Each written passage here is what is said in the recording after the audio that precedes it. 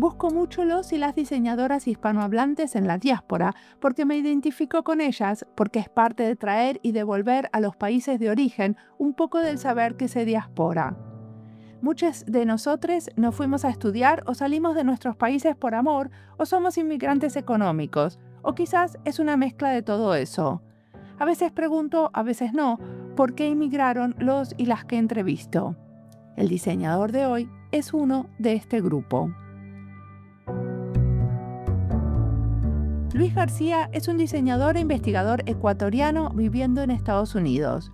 Nos contó sobre un proyecto de veeduría pública y de participación ciudadana. Él está haciendo un doctorado en diseño para la transición y nos abrió un poquito de su investigación. También hablamos sobre el trabajo como docente. Mi nombre es Mariana Salgado, esto es Diseño y Diáspora.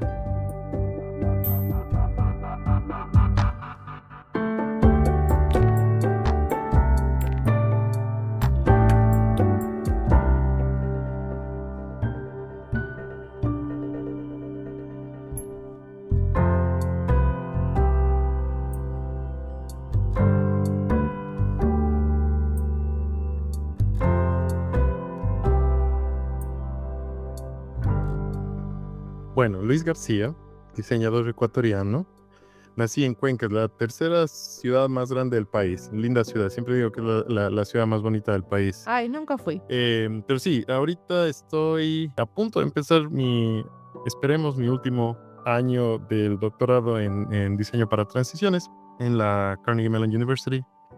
Ahí soy Teaching Fellow, eso significa que doy una clase cada semestre, 3 años de los 4. Doy clases en el track de Design Studies, en temas de persuasión, de cambio de comportamiento, sistemas y culturas. En sistemas desde el que creo que es con la que tengo una conexión un poco más fuerte como ¿Y cuando clase. estudiaste en Ecuador, qué diseño estudiaste? Siempre he estado en escuelas de diseño. En Ecuador estudié diseño gráfico, aunque nunca creo que fui un practitioner así de verdad. Ahora les veo a muchos de mis amigos que han seguido trabajando en eso y siempre tengo mucho respeto y admiración por el trabajo de ellos porque digo, no creo que pudiera hacer eso. Pero sí, estudié diseño gráfico y hice una maestría hace unos años en Indiana University, campus en Indianapolis, en Design Research, en Strategic Design, un poco temas de facilitación, colaboración, acción y así. Wow. Mira, ¿y qué es lo que te llevó a estudiar esto de la persuasión y los cambios de comportamiento? Bueno, eso, más que estudiar eso, creo que fue algo que terminé encontrando ahora que tuve que dar un poco de clases en relación a eso y hacer muchas conexiones con distintas teorías y cosas que iba encontrando durante mi educación de pregrado, un poco en la educación de maestría. Creo que si algo con lo que tuve un poco más de conexión fue con aspectos de pensamiento sistémico y así, que esa es, como decía, la clase con la que me siento un poco más conectado. Y ahí, ¿qué me llevó un poco a estudiar eso? Creo que simplemente como un cuestionamiento constante de, bueno, como diseñador o en sí el diseño, ¿qué más puede hacer que no sea solamente el generar un artefacto o una cosa muy, por decirlo así, más pequeña?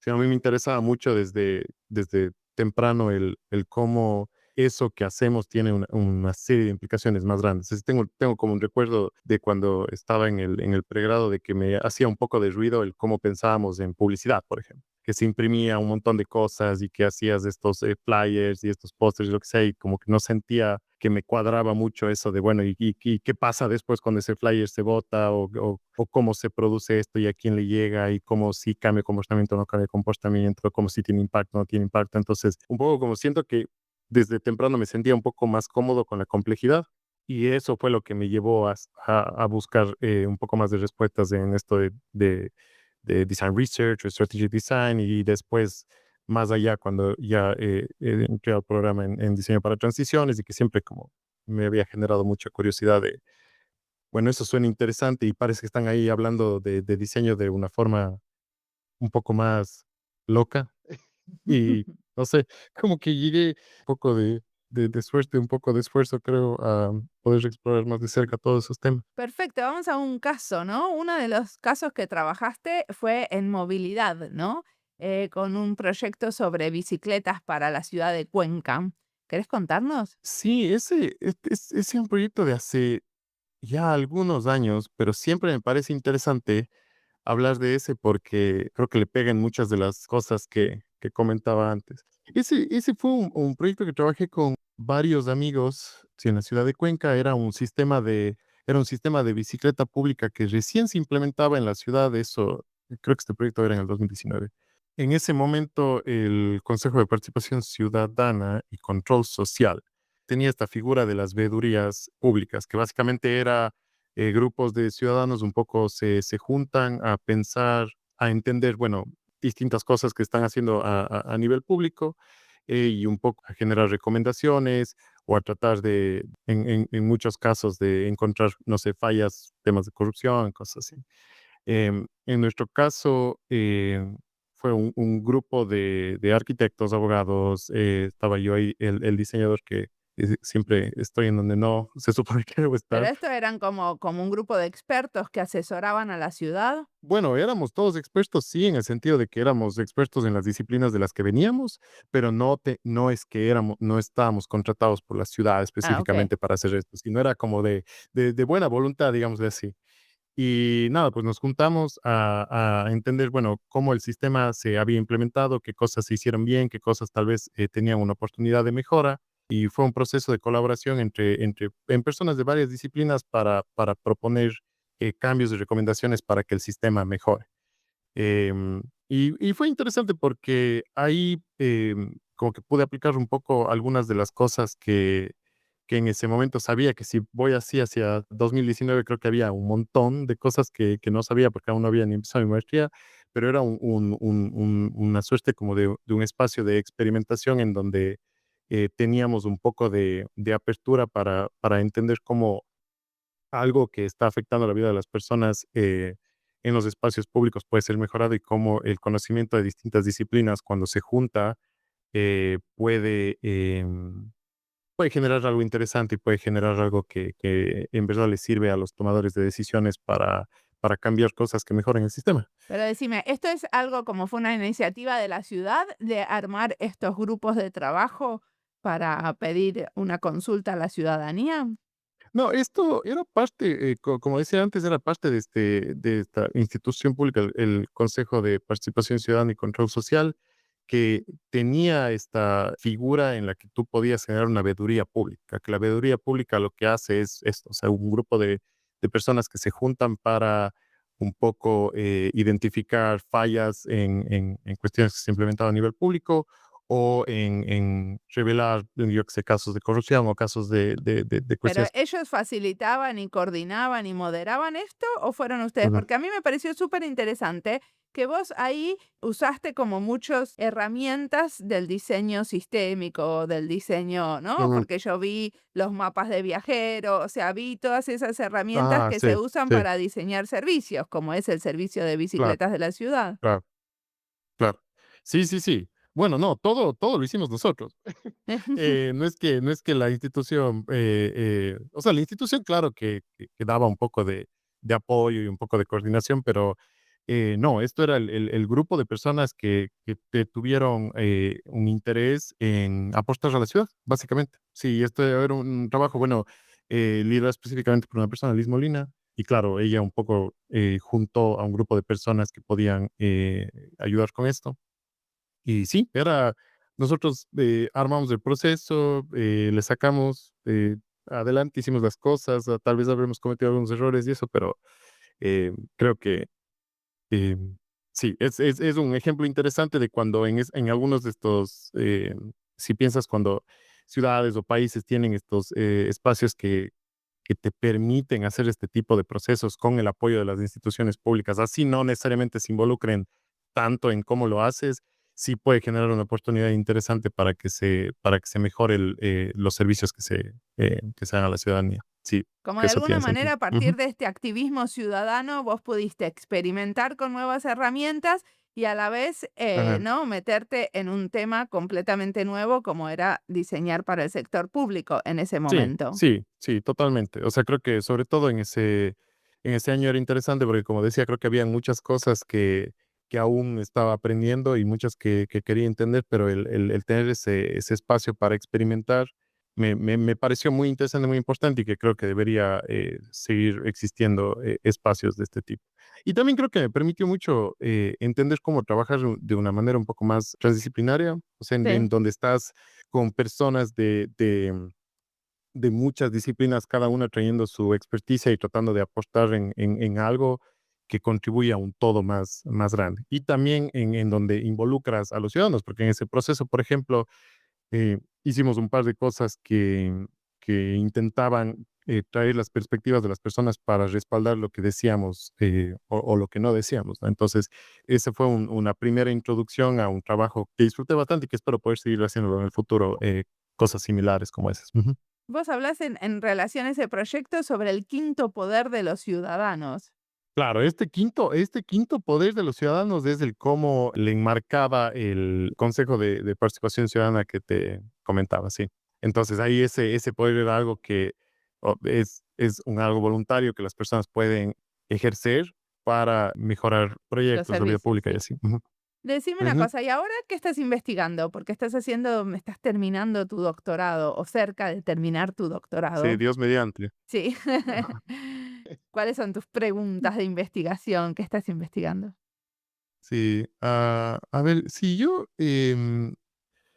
un poco lo que estoy tratando de entender es cómo, cuando diseñamos para transiciones, podemos ser un poco mejores en utilizar lo que está a la mano desde adentro de un contexto en el que estamos trabajando y no tanto tratar de imponer marcos teóricos o de práctica externos cuando diseñamos para transiciones. Entonces, un poco con esa motivación y otras, fui a hacer un poco de trabajo de campo en trabajar con instituciones públicas para, bueno, entender, ok, cómo hacemos eso, qué tipo de capacidades necesitamos para que cuando estamos trabajando en proyectos públicos o temas de innovación pública, podamos un poco aprovechar más el conocimiento y las habilidades que ya están en un lugar. ¿Pero eso lo hiciste también en Ecuador? Sí, sí, sí. O sea, bueno, en Ecuador, una parte, mi investigación como que tiene como un poco tres ángulos. Una era un trabajo colaborativo con la Secretaría de Hábitat y Ordenamiento Territorial en Quito, que ahí hicimos todo un proceso de desarrollo de capacidades y demás. De ahí una segunda parte que entrevisté a una serie de personas que han hecho trabajo similar en distintas partes de Latinoamérica.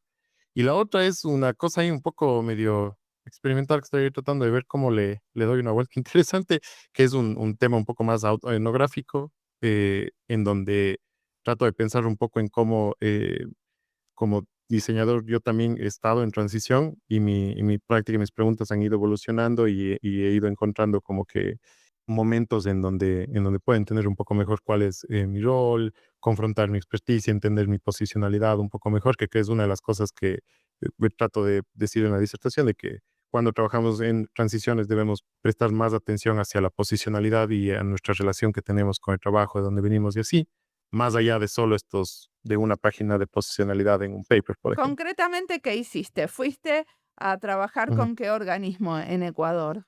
Sí, en Quito trabajé con la Secretaría de Hábitat y Ordenamiento Territorial.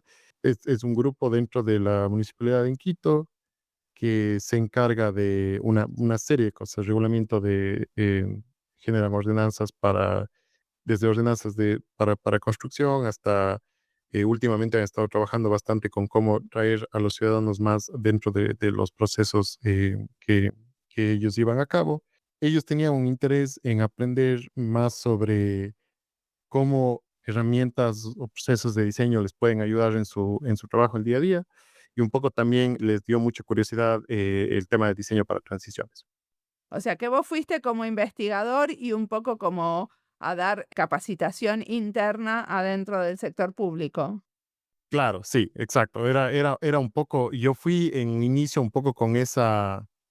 esos sombreros de, bueno, ok, un poco vengo a compartir lo que sé, aprender de ustedes y bueno, veamos qué se puede hacer. Y ahí armamos una serie como de talleres, pero fue un proceso como que de diez meses más o menos, en donde todo eso culminó con una serie de talleres en donde ellos estaban aprendiendo sobre distintas cosas que pueden ayudar en su trabajo, desde temas de ideación, de prototipado, algunas herramientas de diseño para transiciones, un poco para para continuar algo del trabajo que ya venían haciendo y pensar en un futuro, bueno, cómo podemos utilizar algunas de estas herramientas para potenciar el trabajo que ya llevamos a cabo, para conversar más entre distintas áreas y así. Entonces, en un principio, claro, yo fui con eso y durante el proceso, poco fui revelando algunas cosas que estoy tratando de darles un poco más de sentido ahora en la escritura, que tienen que ver un poco con cómo, por ejemplo, se puede también desarrollar conciencia crítica sobre distintas fuerzas que son parte del trabajo que las personas llevan a cabo día a día y que no siempre están conscientes de ellas. Entonces, por ejemplo, como algunos legados de cómo las instituciones públicas han sido manejadas durante décadas, cómo eso influencia incluso cómo ellos se ven a sí mismos dentro del trabajo en una institución, bueno, y entre un montón de otras cosas. Y ahí lo que me interesaba, al menos con este trabajo en específico, es como proveer un poco un caso de estudio que pueda mostrar cómo cuando tratamos de llevar ideas de diseño para transiciones a la práctica, cómo reaccionan a un contexto diferente, porque al final el diseño de transiciones ha sido en su mayoría desarrollado más en un contexto del norte global y necesitamos más evidencia que pueda mostrar qué pasa cuando lo hacemos en otros espacios, qué cambia, qué se mantiene, qué funciona bien, qué no. Y bueno, han habido varios otros colegas que también han hecho un trabajo similar, un poco contribuir a eso también. Pero decime una cosa, ¿esto no se Ujú. contradice un poco con, porque vos ibas como capacitador y ibas a contar qué es el Ajá. diseño en transición, cuáles son las herramientas de los diseñadores, etcétera? Pero eso se contradice un poco con tu idea de cómo diseñamos las transiciones para usar mejor lo que está a la mano y lo que está ya en el contexto, ¿o no? Ujú, sí, no, claro, sí, totalmente. O sea, creo que con todo ese trabajo, una de las cosas que más me interesaba era cómo confrontar esa misma contradicción, ¿no? Porque era, y creo que el haber hecho ese trabajo me permite un poco tener una experiencia de primera mano de qué pasa cuando incluso eres invitado por esa experticia que se percibe que tú tienes, ¿no? Entonces es un poco darle la vuelta al rol y a las cosas que haces en ese espacio. Entonces, por ejemplo, una de las cosas que intenté hacer lo más que se podía en ese proceso era ayudarles a los participantes a que vieran que ya estaban haciendo mucho de lo que yo en teoría podía traerles para contribuir a su trabajo. Entonces, por ejemplo, no sé, un ejemplo era si es que hablábamos de temas, yo qué sé, de prototipado, servidores públicos están prototipando todo el tiempo, si lo piensas, ¿no? Es como si están elaborando un draft de alguna política pública, alguna ordenanza, alguna regulación o lo que sea. Van a través de una serie de iteraciones refinando eso hasta que llega a un punto en el que se puede implementar. Eso en esencia es una actividad de prototipado, si lo piensas, ¿no? Entonces, mucho de lo que yo intentaba hacer era, bueno, entro en este espacio tal vez con esa percepción de, ok, esta persona nos puede contribuir, es entre comillas un experto que trae X conocimiento que nos interesa, pero si bien eso tal vez se puede dar en cierto nivel, lo que a mí más me interesaba era, bueno, cómo se facilitan estos espacios de manera que las personas puedan revelar lo que ya tienen a mano, lo que ya hacen, lo que ya está disponible para ellos, para utilizar algunas cosas de este conocimiento. No sé si eso te hizo Sí, sentir. sí, sí, sí, sí, perfectamente, sí, sí, sí, totalmente. Sí.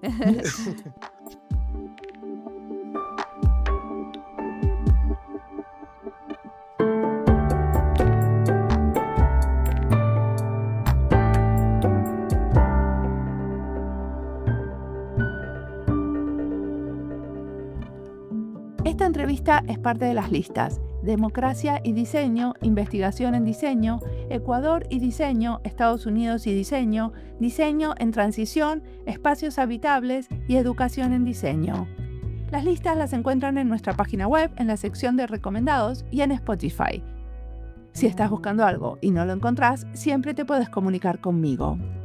Ya tenemos 17 entrevistas en la lista de Democracia y Diseño, donde hablamos con muchos sobre cómo se diseñan e implementan sistemas participativos. En muchas de estas entrevistas se habla de la participación ciudadana en la creación y en la implementación de políticas públicas. Algunas son a nivel municipio o alcaldía y otras a nivel nacional.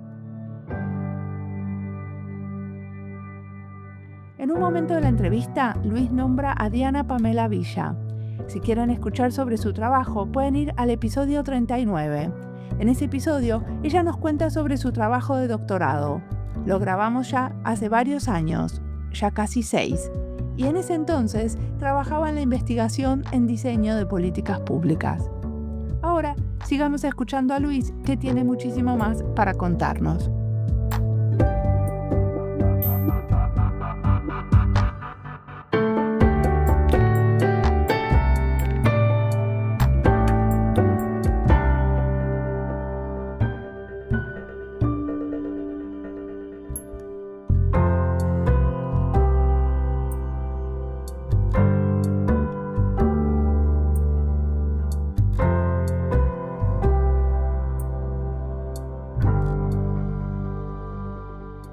Y aparte de trabajar como investigador y estar haciendo tu tesis de doctorado, para vos es muy importante tu trabajo como educador.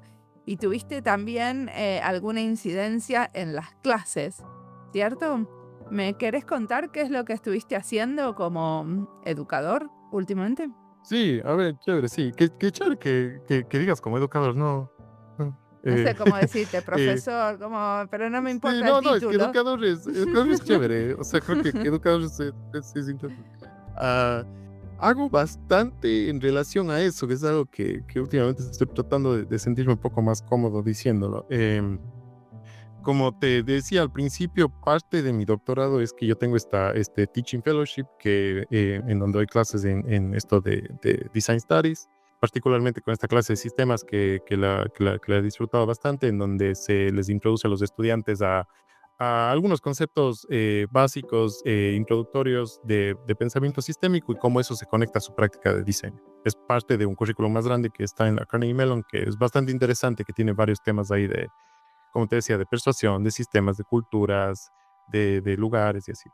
Em, y de ahí también trabajo soy parte del Centro de Enseñanza y Aprendizaje de la Carnegie Mellon, se llama el Everly Center, y ahí trabajo con estudiantes doctorales y postdoctorales en proyectos que están enfocados en mejorar sus habilidades de enseñanza y aprendizaje. Entonces hacemos distintas cosas desde diseño de sílabos hasta planes para dar ¿Qué clases. son los sílabos? Los elementos principales de un currículum, ¿no? Ajá, claro, o sea, es ahí tú diseñas, es diseñar un curso, Sí. básicamente. Entonces yo trabajo con esas personas como parte de estos proyectos y trabajo con personas de distintas disciplinas. Normalmente trabajo con personas que no son cercanas de ninguna forma a lo que yo hago. Por ejemplo, a veces trabajo con personas de física o de ingeniería mecánica o de cosas así porque eso me genera ese punto ciego de experticia y me enfoco en la enseñanza y aprendizaje. Entonces hago mucho de eso y es algo en lo que me interesa también. Espero poder continuar el trabajo en el futuro, que es un poco el desarrollo de estructuras de educación superior. Ha sido bastante interesante, enriquecedor volviendo a la parte que te decía de sistemas, por ejemplo, un reto interesante, enseñar esas cosas a estudiantes de pregrado que tienen una perspectiva muy específica de qué es diseño, qué tipo de carrera quieren seguir, cómo se ven ellos como diseñadores y un poco introducirles bueno, es eso, pero hay toda esta otra serie de cosas que puedes hacer y que puedes pensar. Y es siempre un ejercicio no sé, tal vez desde un principio de resistencia de ellos, como entendiendo cómo su rol puede evolucionar y tener como una serie de otros ángulos. Y sí, y bueno, siempre creo que hasta ahora he tenido como buenas experiencias de ver cómo si llegan los estudiantes a tener a reconocer que hay una importancia de encontrar estos conceptos y estas herramientas. Normalmente a veces me encuentro con estudiantes en los pasillos y me dicen un año después, ahora sí ya cacho por qué era importante este curso. Y es como que, bueno, gracias. Espero que así sea para muchos otros. Entonces, sí. Y decime una cosa, cuando vos estás haciendo esto de enseñar habilidades de enseñanza a profesores y docentes de otras disciplinas, ¿también usas el Ujú. diseño sistémico? Creo que de cierta forma sí. O sea, he tenido momentos en donde hablo les llamamos clientes, por cierto, que de hecho siempre esa palabra me genera un poco de ruido, pero los clientes que tenemos cuando trabajamos en el Everly Center, he hecho muchas conexiones a veces en ayudarles a pensar cómo algunas partes o sea, estos componentes que ellos generan como parte de un curso, por ejemplo, cuando piensan en qué herramientas van a utilizar para evaluar si es que los estudiantes están cumpliendo sus objetivos de aprendizaje, o cómo piensan en un calendario de distintos contenidos que van a compartir con ellos, cómo todos estos distintos componentes se vuelven parte de un todo y cómo sí, o sea, todo eso sí está interconectado y una parte sí puede tener una influencia mucho más grande en algo más. No sé, por ejemplo, son reflexiones constantes que tengo con ellos que tal vez vienen de un poco tener ese lenguaje y ese músculo de pensamiento sistémico y que resuenan bien. A las personas les hacen mucho sentido cuando compartes reflexiones de ese tipo y les ayuda a entender mejor cómo algo que están haciendo sí tiene una significancia un poco más amplia. Y vos tenés muchas redes donde contribuís, ¿no? Una es que estás en el Designing Policy Network, o sea, en la red de diseño de políticas públicas, ¿no? ¿Qué tipo de cosas Ujú. haces con ellos? Sí, eso es una chévere red. Hace algunos años, ahí por el 2020, creo que Diana Pamela Villa, una investigadora colombiana, me invitó a ser parte. Justo ella estaba empezando esta red con un par de otras personas. Y sí, hacemos distintas cosas. Como toda buena red de investigación tiene sus momentos muy activos y sus momentos más de una pausa así, un poco más tranquila. Hemos hecho el año pasado, facilitamos un taller en donde nos interesaba en el Design Research Society Conference en Boston, en donde nos interesaba un poco mapear cuál era el estado actual de Design for Policy, utilizando un poco esa oportunidad que teníamos de varias personas, varios expertos en un mismo lugar. ¿Y a qué conclusión llegaron? Bueno, a ver, teníamos 3 preguntas, ¿no? Era, ¿cuáles son estas como features que definen Design for Policy? ¿Cuáles son las condiciones que un poco facilitan o apoyan esa integración en Design for Policy? ¿Y cuáles son los retos o barreras? Bueno, creo que una de las cosas que me pareció bastante interesante que se conversó ahí, es que hubieron reflexiones sobre cómo durante ya muchos años llevamos diciendo esto de, bueno, el diseño necesita un seat on the table y necesitamos que ya nos tomen en cuenta y nos paren bola y así. Y hubieron algunas perspectivas que decían, bueno, tal vez ya estamos en un momento en el que eso ya está sucediendo mucho más, porque bueno, siempre ha sucedido de distintas formas, ahí si lo piensas un poco, pero ahora tal vez hay un poco más unas preguntas de, bueno, o sea, ya ahora que sí tenemos estos espacios y esta oportunidad para hacer más cosas, necesitamos pensar un poco más sobre cómo lo estamos haciendo para evitar cometer errores de, no sé, de que no se implemente bien, de que se vea como muy performativo, de, no sé, un montón de problemas tal vez asociados a eso, y que eso, en cambio, le dé la vuelta y haga que ya no se confíe en el trabajo que podemos hacer. O sea, que podemos hacer diciendo diseñadores entrando a instituciones públicas o a gobierno a trabajar. ¿Ok? Bueno, o sea, los diseñadores en el diseño de políticas públicas sí estamos muy integrados en todo lo que tiene que ver con la implementación de políticas públicas, ¿no? Porque sobre todo en todas la transformación digital, pero después en la creación de políticas públicas hay muchísimo menos diseño. Realmente trabajar con los legisladores que están escribiendo Ujú. las políticas públicas.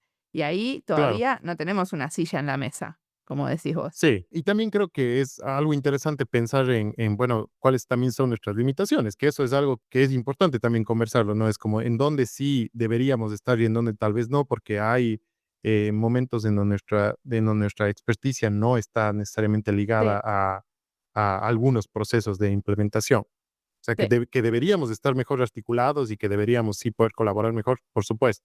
A veces, no sé, eso es algo que sí me encuentro pensando bastante y que yo mismo he cometido ese error muchas veces sí, el diseño puede hacer esto y los diseñadores pueden hacer esto y lo que sea, pero a la final se habla poco sobre, bueno, qué es lo que no podemos hacer y en donde simplemente no sabemos cosas y no necesitamos saber todo, ¿no? Creo que a veces sí se ha glorificado mucho a la disciplina y se ha pensado en que así podemos hacer todo y a veces caemos de, bueno, somos todo y nada a la vez.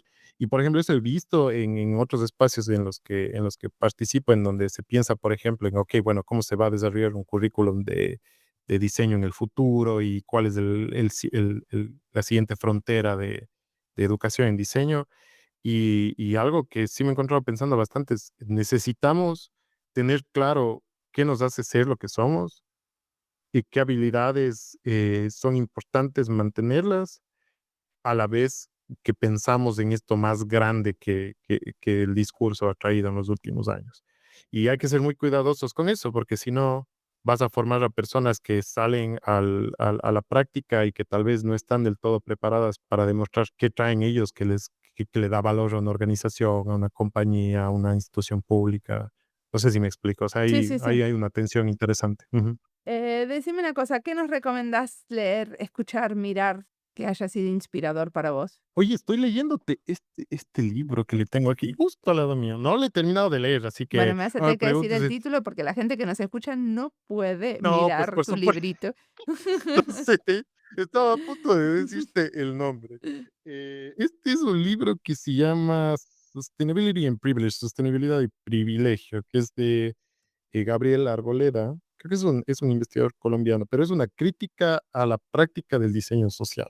Y he estado empezando a darle un ojo. Me ha parecido muy interesante esto porque Gabriel Arboleda habla bastante sobre, no sé, como estas contradicciones que se encuentran cuando quieres hacer este tipo de trabajo y cómo se disfrazan muchos aspectos de participación de manera que no sé, que se piensan como, sí, el proceso fue participativo, pero en realidad no lo fue, porque manipulaste a las personas, porque, no sé, les trajiste a la participación en un momento en el que ya no era clave que participen, cosas así. Entonces, es un poco más cercano a la arquitectura este libro, pero me está gustando bastante, me está ahí me rompiéndome el cerebro un poco. Este lo recomiendo bastante. Ujú. Perfecto, ¿algo más querés recomendar? Hay un libro también que está un poco cercano a eso que se llama creo que La corrupción del codiseño. Es un libro de Carl Palmas y Otto Bombusch, en donde igual hablan un poco en temas similares. Creo que esos son un par de libros que me han despertado como un interés y preguntas interesantes, sobre todo porque se conectan a ver un poco más allá de la superficie y cómo tal vez desarrollar un músculo que nos ayuda a identificar cuando estamos tal vez nosotros mismos, incluso como practitioners, cometiendo errores en cómo facilitamos procesos de colaboración, de facilitación, cuando hacemos un proyecto de diseño social, cosas así. Ujú. Genial. Muy bien. ¿Y en el futuro qué vas a hacer? ¿Te vas a terminar tu doctorado y cuál es el plan? A ver, sí, futuro, acabar el doctorado, como sea. Creo que en un futuro algo que me interesa es continuar un poco con investigación o trabajo que conecte este rol, como tú lo dijiste, de educador con esta otra intersección de, bueno, trabajar con personas o grupos, organizaciones que siguen, que lidian con problemas complejos como las instituciones de gobierno, las instituciones públicas.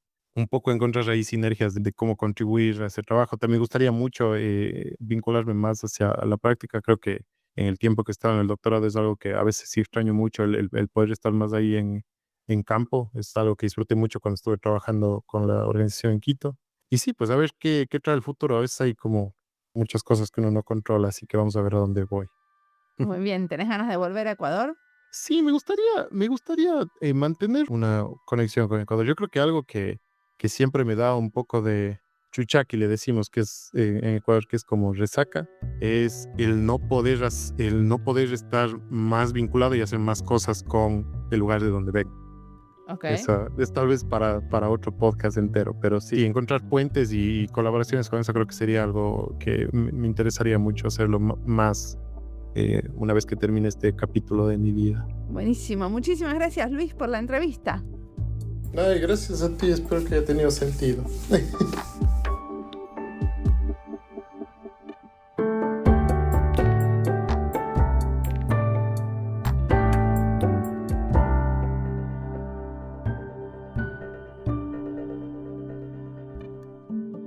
Luis tiene una visión transdisciplinaria que vincula el diseño con el cambio social y la participación ciudadana. Su experiencia en los muchos proyectos que nombra, como el de movilidad con bicicletas o junto al Consejo de Participación Ciudadana, muestra cómo integrar a ciudadanos con servidores públicos necesita muchísimo diseño. Luis hace una reflexión interesante sobre la posicionalidad y el riesgo de proyectos extractivistas y nos advierte de que las intervenciones cortas limitan el impacto de lo que hacemos. Sin embargo, muchos investigadores en diseño tienen la posibilidad de solo intervenciones cortas porque dependen de financiaciones que vienen de proyectos de investigación que duran poco tiempo. Con estas contradicciones, trabajamos mucho en diseño. Luis no le tiene miedo a contar sus reflexiones que no tienen moño y están acabadas, como esto de que el diseño o muchos de los diseñadores trabajando en políticas públicas queremos abarcarlo todo sin dominar lo esencial o sin de verdad entender en qué radica lo efectivo de lo que aportamos. En este pensamiento me veo reflejada. Entender dónde puedo ser más útil dentro de todo lo que se puede hacer en el trabajo de diseño de políticas públicas no es fácil, pero evitar la frustración depende muchísimo de esta habilidad de encontrar en dónde enfocar nuestro esfuerzo. Como siempre, la música del podcast es de Antonio Zimmerman. El diseño de sonido es de Andy Fechi. Este podcast está publicado con licencia creativa común con atribuciones. Esto fue Diseño y Diáspora. Pueden seguirnos en nuestras redes sociales en YouTube, Instagram, LinkedIn y Blue Sky o visitar nuestra página web diseñoydiaspora.org. No olviden recomendarnos y recomendar nuestros libros. Nos escuchamos en la próxima.